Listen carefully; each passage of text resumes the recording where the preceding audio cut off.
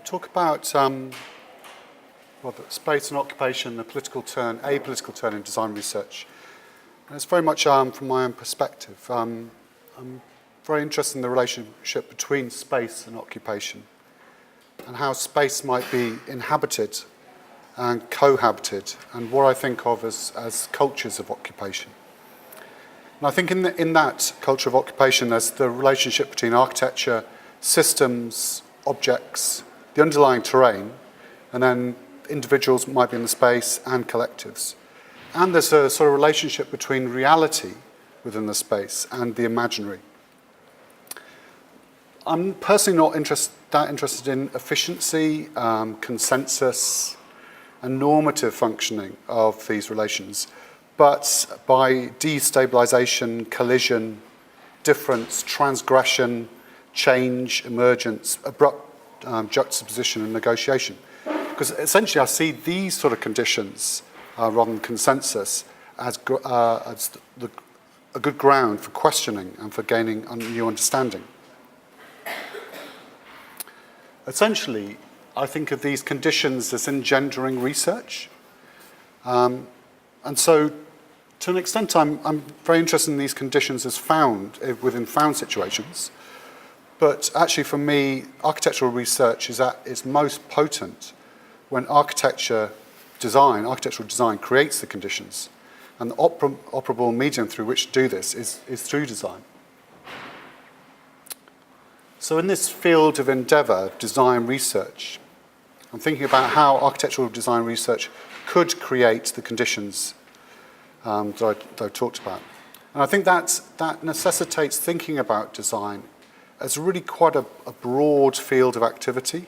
So it includes action, performance, event, conceptual frameworks, and the programming space, alongside more overtly architectural configurations of elements and enclosures.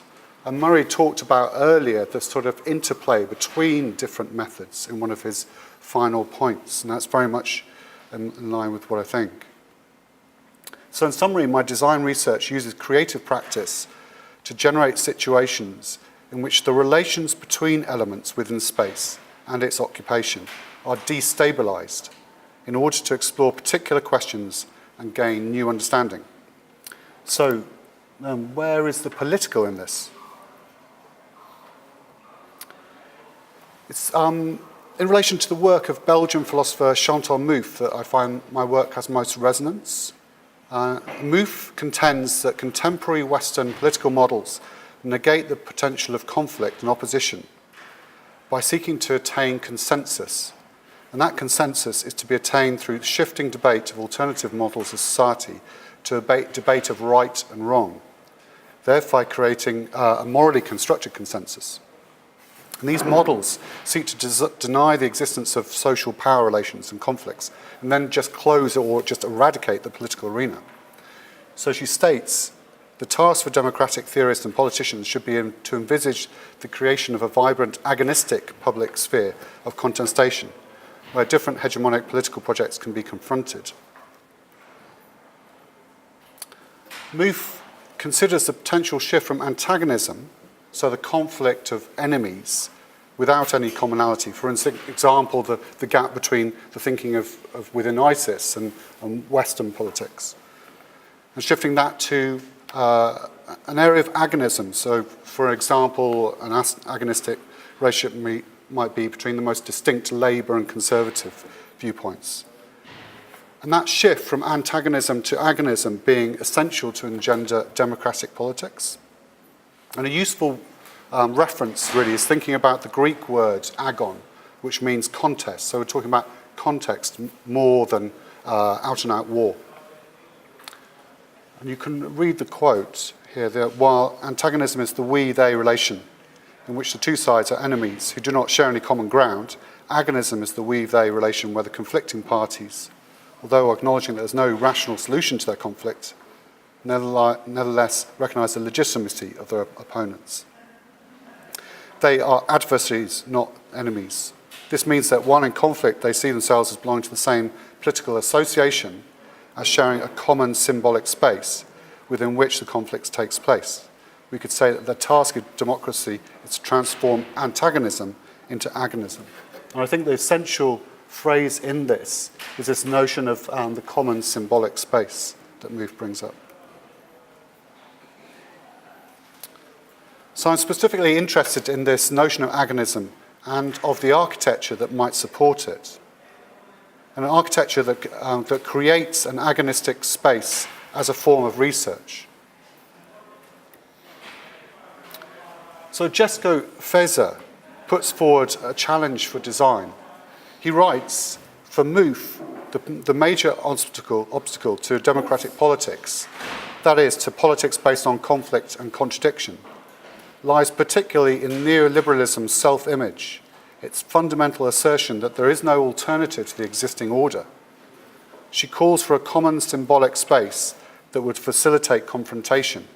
To create such a space would be a design task in the widest possible sense of the term. And referencing Muth, the art critic Hal Foster and writer Mike Davis, Jesko Feser interprets a call for a stage of the imagination, a kind of proto-design, producing fewer solutions and new problems, but also social situations and processes enabling social imagination, debate and conflict. And I think we've been seeing some of those social situations in the presentations today. So for Feser, design becomes the operable medium for a reconstitution of political space. And not just design as an architectural scale, but as a city. And he states in the quote, from being strategic sites for the implementation of neoliberal policy, cities may possibly become a new political arena for experiments in democracy. So increasingly, I've been pursuing the creation of agonistic spaces. And I've seen this as a political turn in my own design research. And to illustrate, I'll briefly discuss one project initiated with collaborators. And in this project, I'll set out some of the methods and research processes we used and describe how I understand it as generating a space of agonism in which different views and modes of occupation may collide and coexist.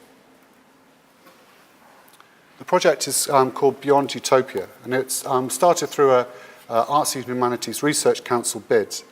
It involved collaborators, the artist Sophie Warren and writer Robin Wilson. The project was to submit a utopian architectural proposal for a real site in London for planning permission, CABE design review and scrutiny by the architectural profession and industry press.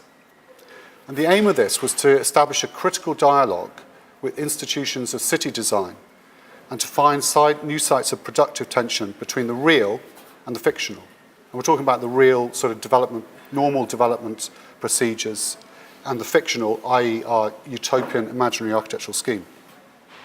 So the project aimed to enact a form of playful provocation, drifting in and through the procedures, systems and languages of planning, architecture and city development.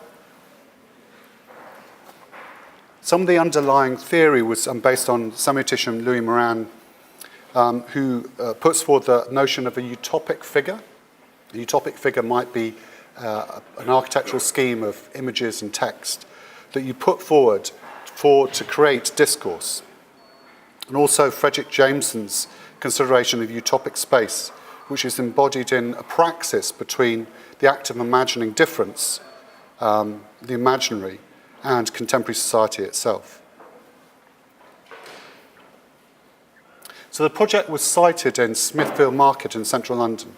And we chose this site because of its, intentionally for its very high land values. It's also a heavily programmed area of the city, mostly for office use. And we made detailed observations of the occupation and ecologies of the place. It's a working meat market.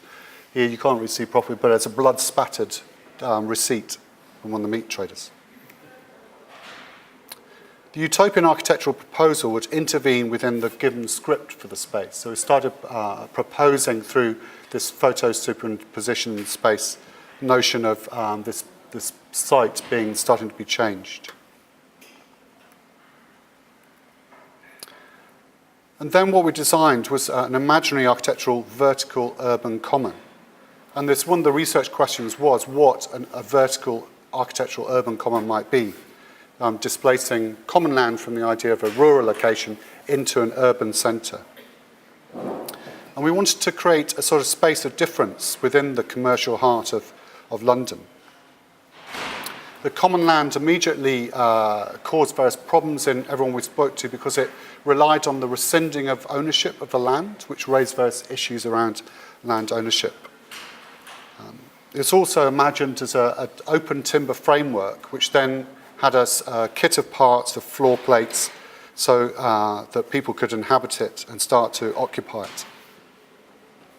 We went through a planning pre-application meeting, design review with CABE, and interviews with various industry experts and professionals. The proposal caused many problems for the planners. For a start, the proposal was outside the use classes order, so it didn't have a use class that fitted it. It also, because of the idea of it being a kit of parts, it evolved, so there's problems working out the fee of usable floor area. And the reviewing system was had real problems with trying to engage with it as an evolving building project.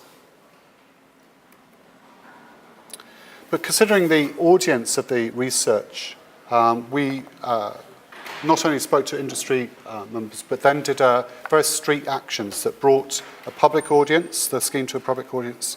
So posted planning notices after the pre-application meeting for utopian building consent, something made up. And that acted as part of our public consultation and got a lot of views that were hosted on an online site, but also discussions on the street as well. And this created a space of contestation and many views colliding. Our scheme was actually up against Terry Farrell's vision for Smithfield Market was for another Covent Garden. There was Save Britain's Heritage that was advocating no change, and then a highly commercial scheme by KPF Architects was under review for planning, and that planning permission had been called in by the Secretary of State. And so that we appropriated and subverted some of the press coverage for the other planning permission, the other planning application. The utopian architectural proposal, and then documents of meetings with the planning authority, design reviewers, architects and planners, street actions, press and public consultation, so then was consolidated. And we distilled this. We were trying to find a form in which everything could come together. And we decided about creating a screenplay of a film never to be made. This idea of utopian striving and an obstacle. And that screenplay would allow us to blur some of the fact of the project with some of the fiction in a utopian manner. And it would sort of construct a narrative, an interweave narrative around it. So the screenplay proposes an alternative narrative and script for the specific urban space, and an alternative script for that typical urban situation. And it further speculates about some of the research questions of the original AHRC project, using another form of creative practice, going between creative design, producing an architectural proposal, into a form of writing. So we think of it as a form of written architecture. And it still remains speculative and opening up more questions. We then were invited to create a book about the project. And the screenplay formed a central chapter of the book. And then the invitation then was to other artists, architects and writers to respond to the concerns within the screenplay. And this idea of continuing the questioning through that next form, and explores the idea of utopia less as a proposal for a perfect society, but more of a critical tool with which to reflect on current society. So in some ways, what we were proposing was not a scheme to be built. We were proposing a scheme that created a discourse around some of the differences between normal development practice and our utopian imaginary scheme. And fundamentally, what we wanted to do is create a utopian space that actually which allows coexistence, allows difference to coexist. And that goes back to the thinking of Chantal Mouffe, to try and create this agonistic space where there's contest and not necessarily a resolution of ideas, but a coexistence of that conflict between ideas and that productive tension. When we extended the agonistic space associated with the project within a series of events entitled Utopian Talk Show Lineup, We used a form of hybrid talk show, game show, and involved rapid-fire readings from invited guests, an MC, buzzer, cue cards, and enormous drawings as an architectural environment. So the Utopian talk show lineup really extended some of the concerns of the book and took it to new audiences. And that's very much part of what we do, is actually not just address audiences within the Academy, not only just members of the public on the street, but try and take the research and disseminate them to different audiences. And the guests we invited were asked to choose their interpretation of what the architectural utopia might be. And it provided, the talk show provided a framework, again, for those multiple views to coexist in the moment of the event and on the YouTube channel. So you'll be able to see more of this project and the event series. We're taking part in the 500th anniversary of Thomas More's Utopia, the writing of that book at Somerset House in the summer. Thank you very much.